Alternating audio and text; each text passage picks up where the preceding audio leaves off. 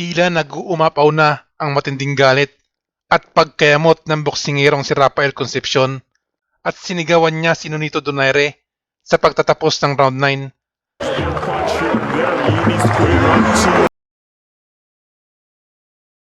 Nakatanggap si Concepcion kay Donaire ng malalakas na suntok sa mukha at katawan at naputokan na sa bandang kilay.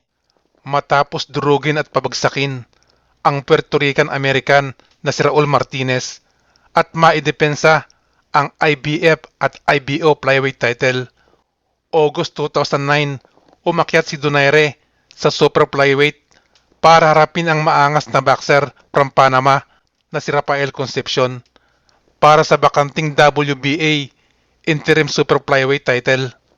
Si Rafael Concepcion ang boksingero na tumalo sa mahusay din na Pinoy boxer na si AJ Banal. Nonito, the Filipino Flash Donaire.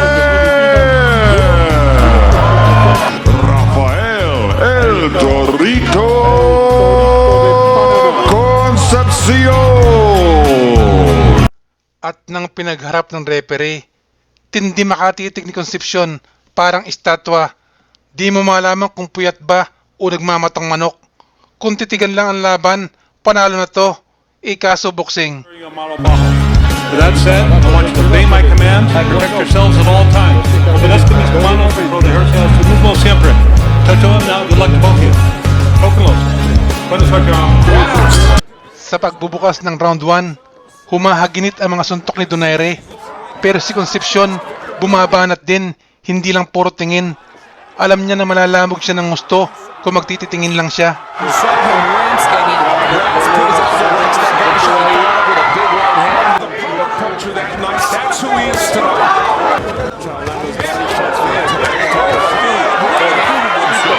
Round 2, Concepcion umaatake. Gigil na gigil kay Donaire.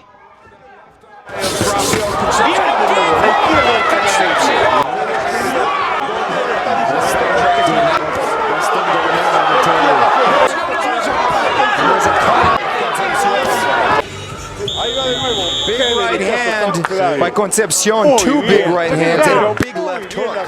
The weight really showing the difference, looking, and then with a nice flip. Round 4, ganadong-ganado na si Concepcion. Pinupuwersa na si Donaire.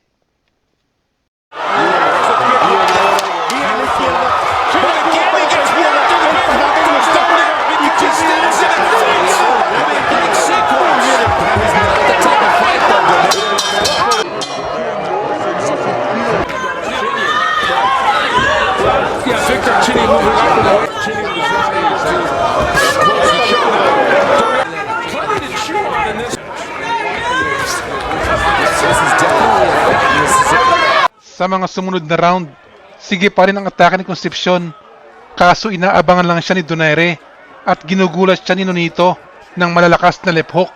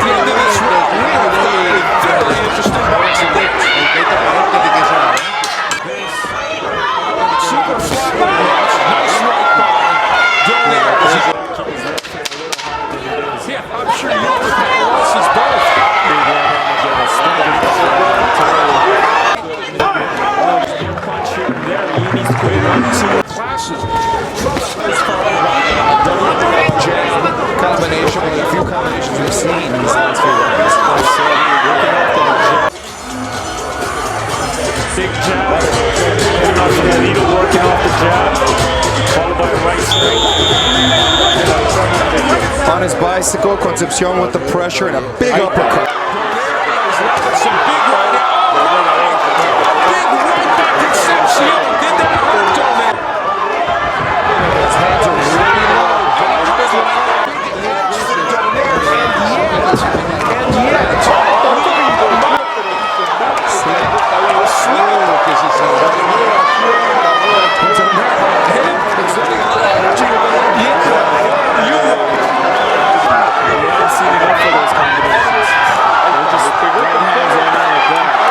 Sa last round, itinodo na ng dalawang boksingero. Matira na ang matibay.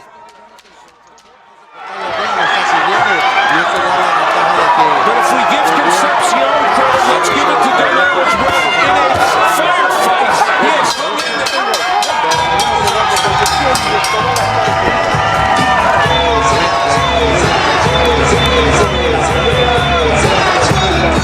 All to the winner by unanimous decision. The Filipino Flash, Norito Donier. Matapos bugbugin ang maangas na boksingero na si Rafael Concepcion, nagpatuloy si Donaire na lumaban sa super flyweight.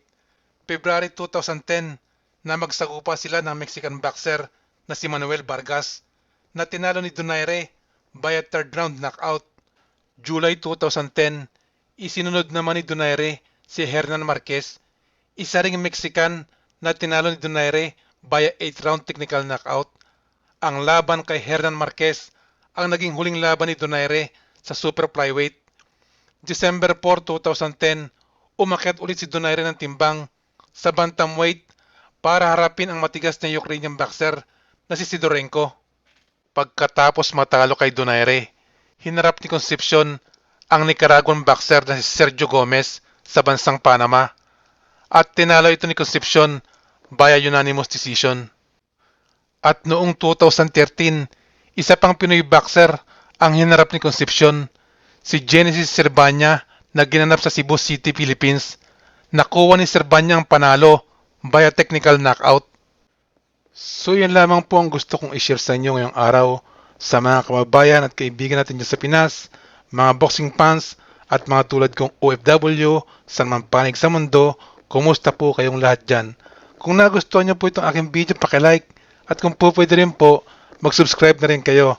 Maraming salamat sa inyong panonood. Shout out kay Mr. Alfonso Arganza Suralta Jr. ng Alaska. Kumusta po kayong lahat dyan sa Alaska? Kay Anthony Abodi ng Batangas, Hamza Tocalo ng Cotabato, Emilita Asuncion, Robelin Caballes, Jemar Villanueva, Leo Lauro Julian, Jun Canelas, Edman Nyalag, Minandro Domingo ng KSA, Michael Carrion ng Digo City, Yuri Malitok, Kevin Jimenez, John Peter, Rex Anthony Narciso, Aris Roas ng Arayat, Pampanga, Wilson Acop ng Jerusalem, Nerio Morcia, Air Jonas, Jed Coranes Labilla, Alan de la Fuente ng San Mateo Rizal, Billy Jubildad ng Taguigat, Pampanga, Bobby Ongsuwico, Alvin Tolosa, at kay Mr. Vladimir Bixrak. Maraming salamat po sa pagsuporta nyo sa aking channel.